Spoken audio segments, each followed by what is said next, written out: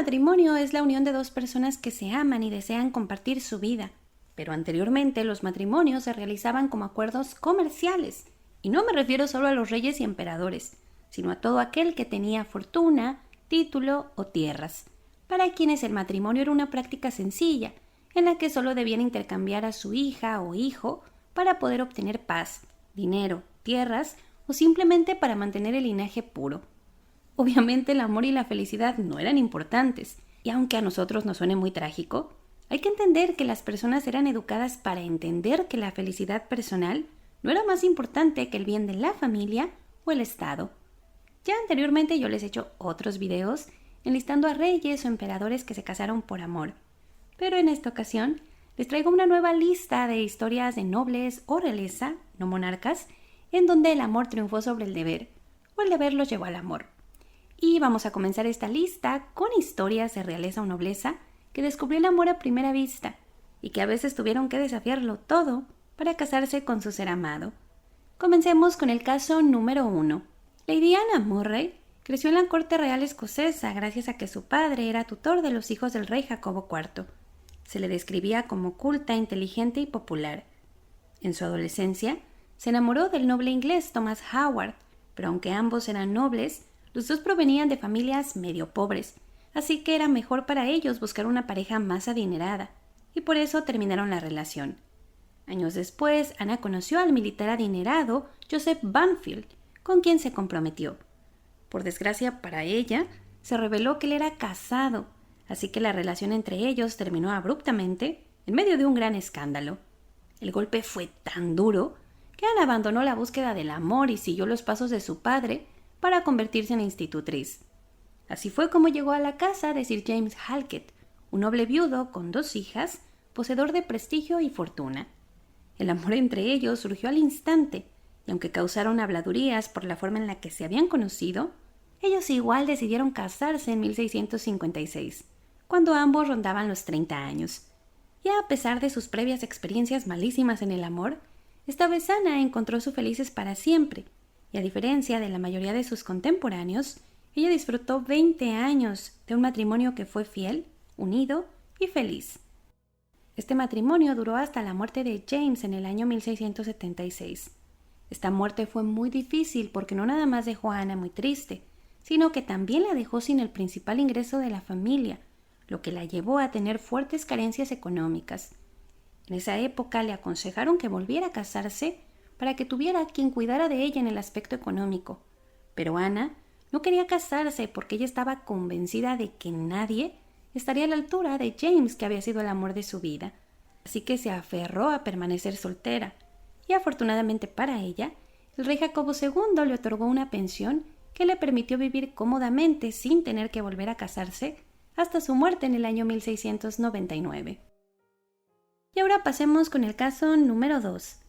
Corría el año 1645 y la corte real francesa estaba llena de nobles ingleses que habían sido expulsados de su tierra cuando la monarquía inglesa había caído y el rey Carlos I de Inglaterra fue ejecutado. En medio de todo este caos político y la nostalgia, 2 ingleses exiliados coincidieron en un baile. Se trataba de Lady Margaret Lucas, de 23 años, y el duque viudo William Cavendish, de 52 años. Cuando el baile terminó, ambos se habían enamorado y se comprometieron.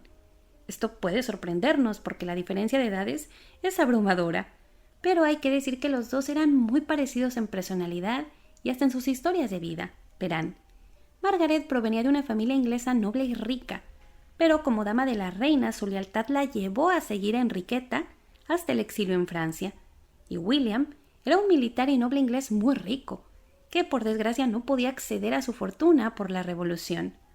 Pero además de la parte trágica que compartían ellos también tenían otra cosa en común, y es que amaban la escritura.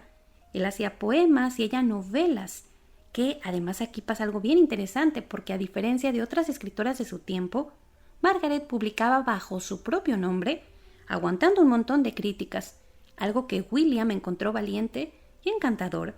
También se enamoró de la timidez de ella y de su lealtad que la había llevado hasta Francia.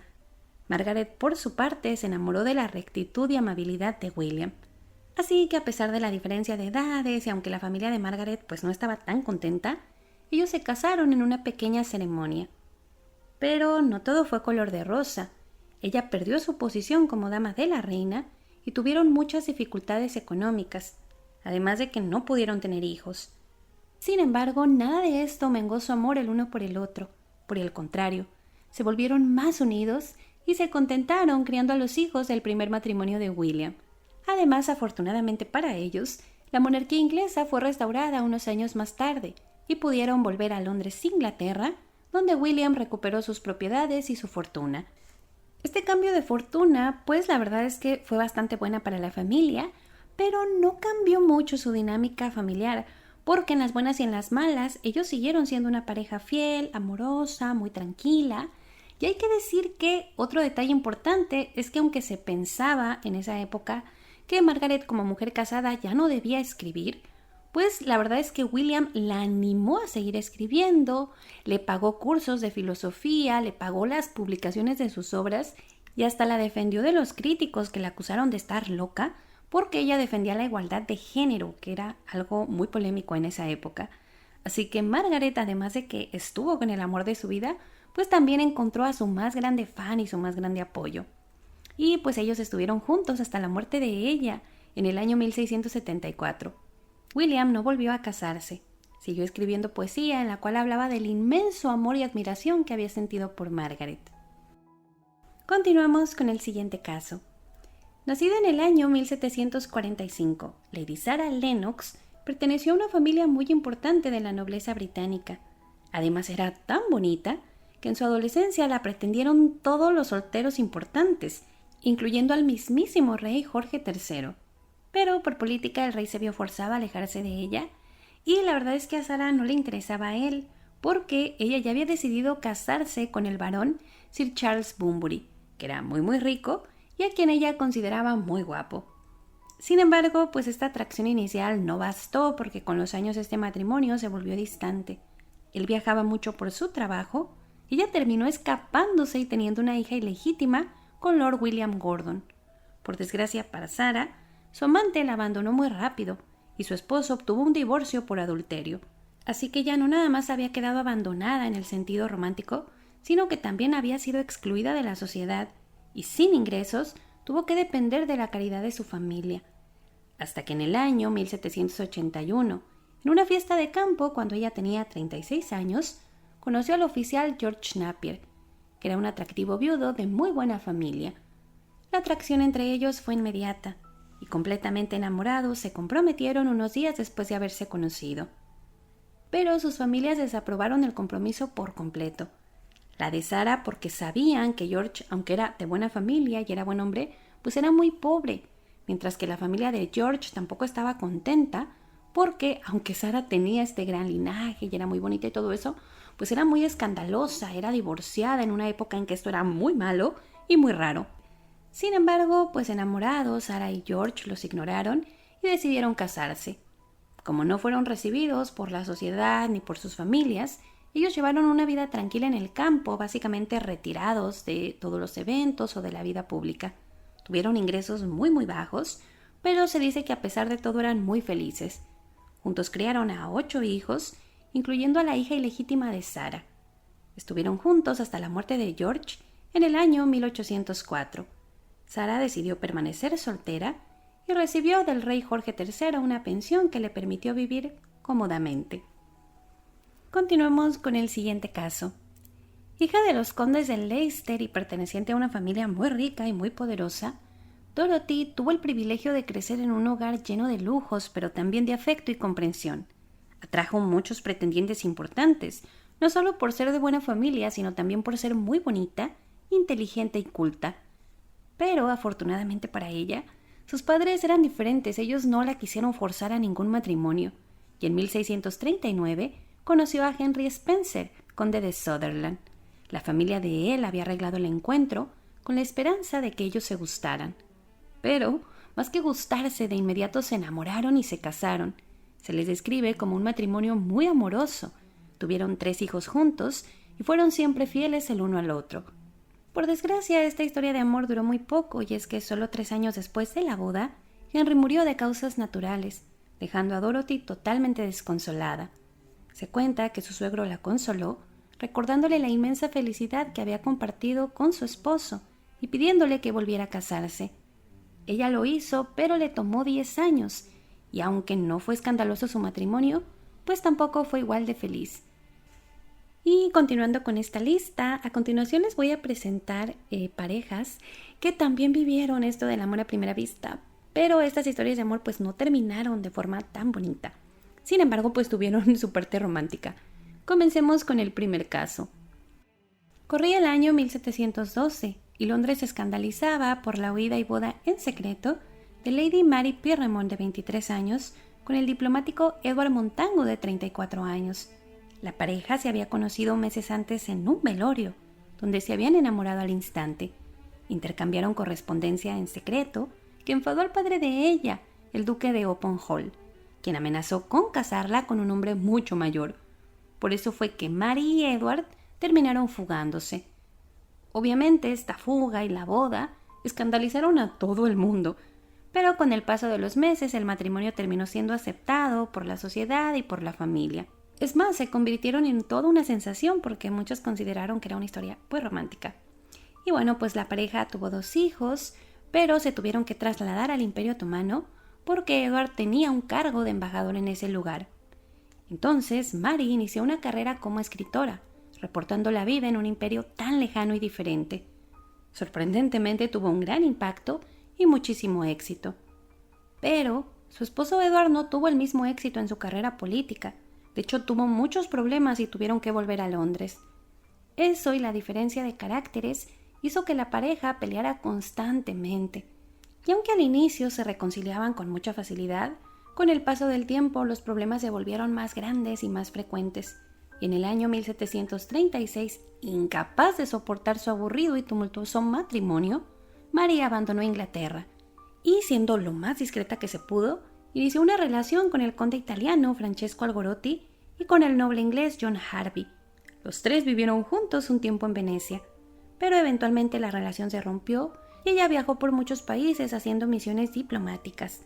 Aseguró que todavía estaba enamorada de su esposo Edward, pero que el matrimonio era demasiado complicado y no volvieron a verse.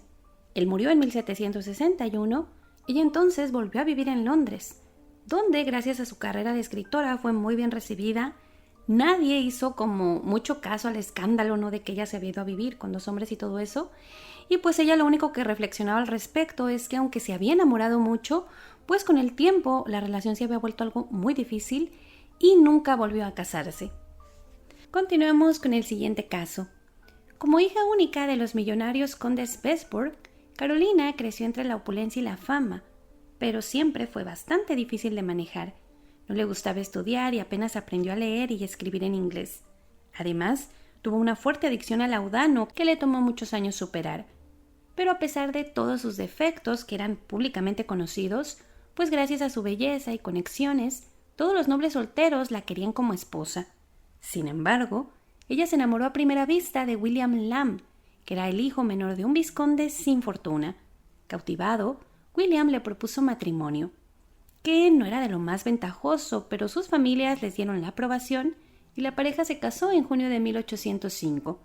Se describe que sus primeros años de matrimonio fueron idílicos. William la llenaba de detalles y aunque ella era muy temperamental, él era paciente y amoroso.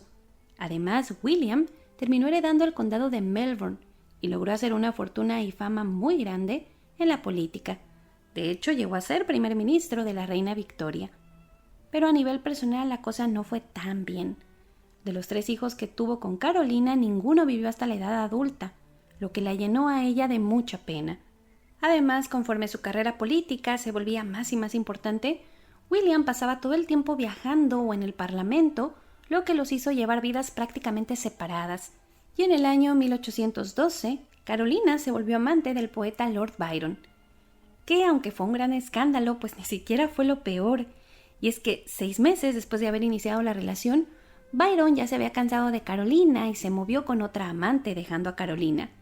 Esto causó un tremendo escándalo porque Carolina no tomó a nada bien que la dejaran. De hecho, comenzó a acosar a Byron y lo confrontó en eventos públicos, donde incluso intentó suicidarse frente a él. Byron ganó más fama con todo este escándalo, pero Carolina terminó siendo vetada de la alta sociedad, desconocida por su familia, ignorada, se tuvo que ir incluso a Irlanda para esconderse del escándalo. Sorprendentemente, su esposo William no solo la perdonó por la infidelidad, sino que también la cuidó y la apoyó, algo que afectó la carrera política de él, pero a él no le importó. Él declaró que no podía dejar a Carolina porque todavía la amaba y que si caían, pues caerían juntos.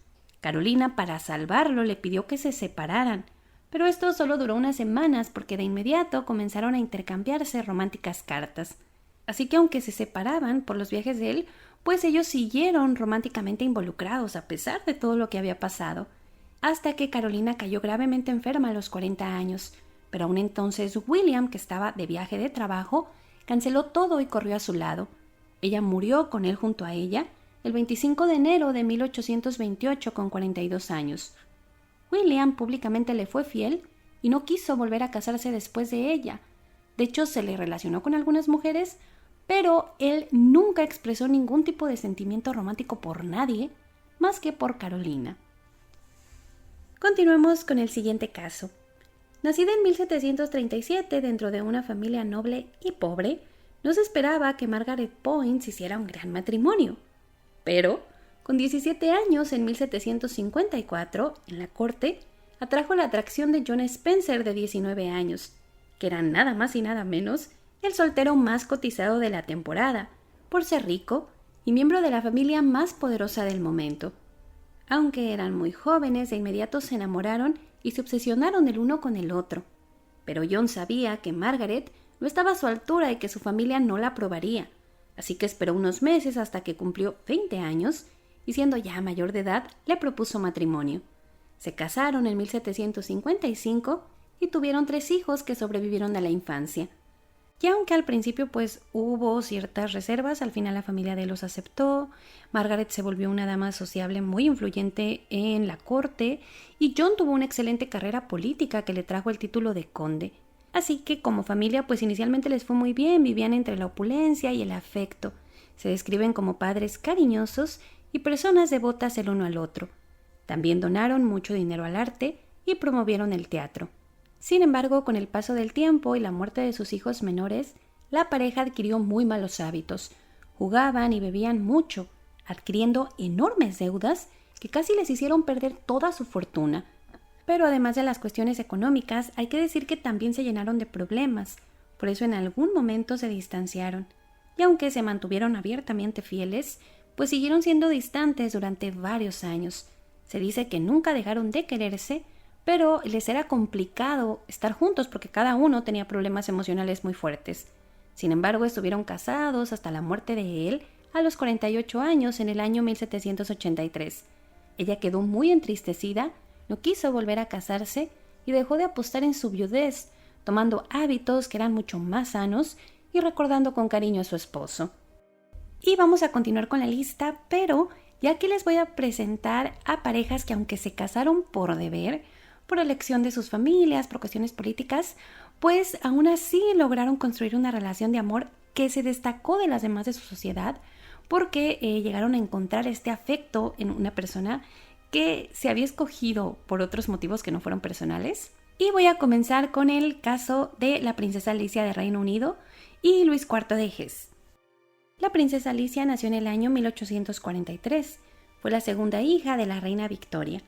Obviamente, como ya sabrán, pues la reina Victoria y su esposo el príncipe Alberto arreglaron que sus hijas hicieran matrimonios muy adecuados, y Alicia en el año 1862 se casó con el gran duque Luis IV de Hesse y del Rin, que en ese tiempo todavía no era duque, estaba por heredar ese título. Él era 6 años mayor que ella, y aunque todo había sido un arreglo, sobre todo por parte de los padres de ella, pues la pareja se volvió muy cercana de inmediato. Alice solía relatar en sus cartas que estaba demasiado enamorada, mientras que Luis se decía devoto solo de ella. Y sorprendentemente para la época, se fueron abiertamente fieles. La pareja tuvo 6 hijos, a quienes criaron de forma tranquila, sin protocolo y cariñosamente. Sin embargo, aunque mucha nobleza, los ingresos de Luis fueron bajos y tuvieron que ajustarse a un estilo de vida limitado, lo que los incomodó bastante.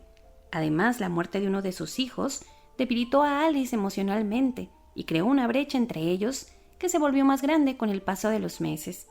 Alice llegó a quejarse de la falta de afecto de su esposo, llamándole infantil, pero al final se reconciliaron, heredaron el Gran Ducado de Hesse y del Rin y se mantuvieron enamorados hasta la muerte de ella en el año 1878, a los 35 años.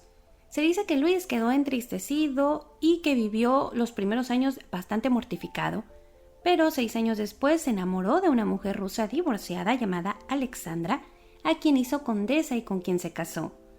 Pero resulta que cuando la reina Victoria se enteró, pues se puso furiosa porque consideraba que esta mujer, que era divorciada, que no era de nacimiento noble, era demasiado indigna para tomar el lugar que había sido de su hija Alice, así que presionó políticamente a Luis, quien al final no tuvo otra opción que anular este matrimonio, se separó de Alexandra y se mantuvo soltero hasta su muerte, 8 años después.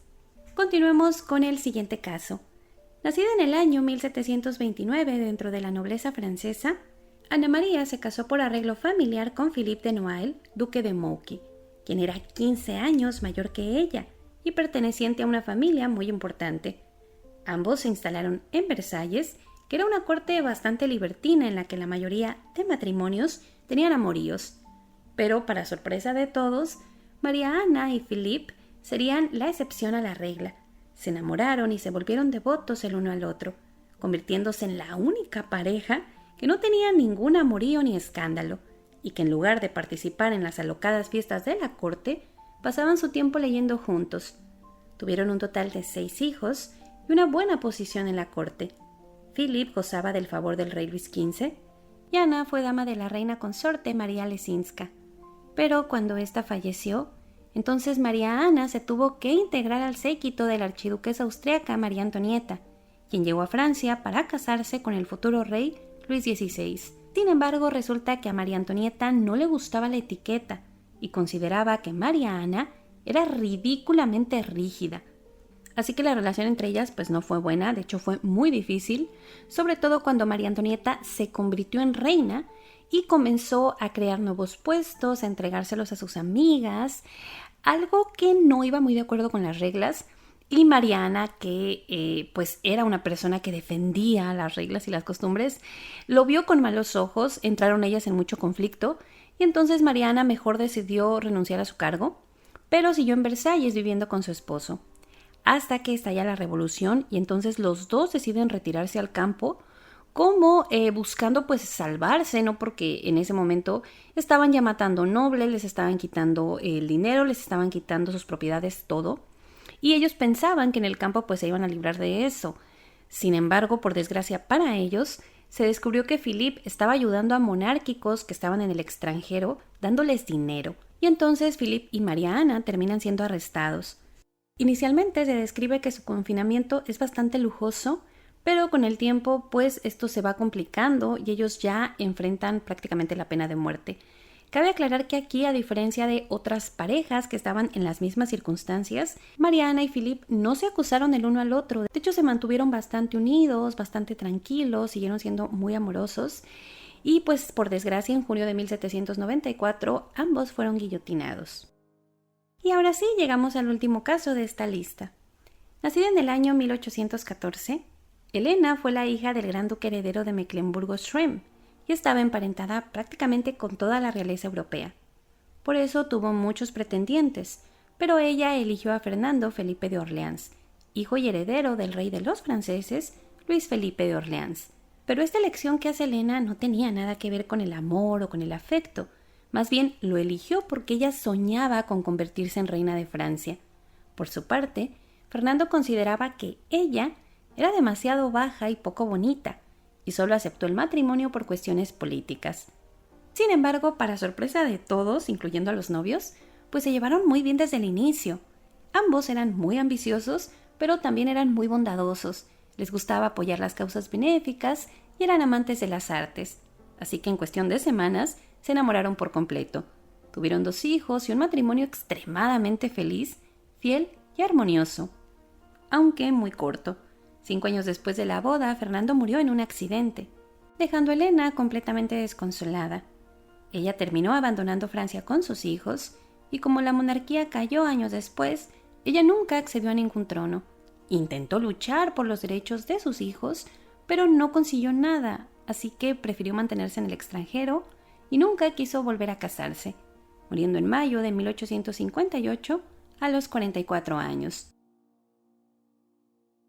Y pues esos son los 10 casos que les presenté.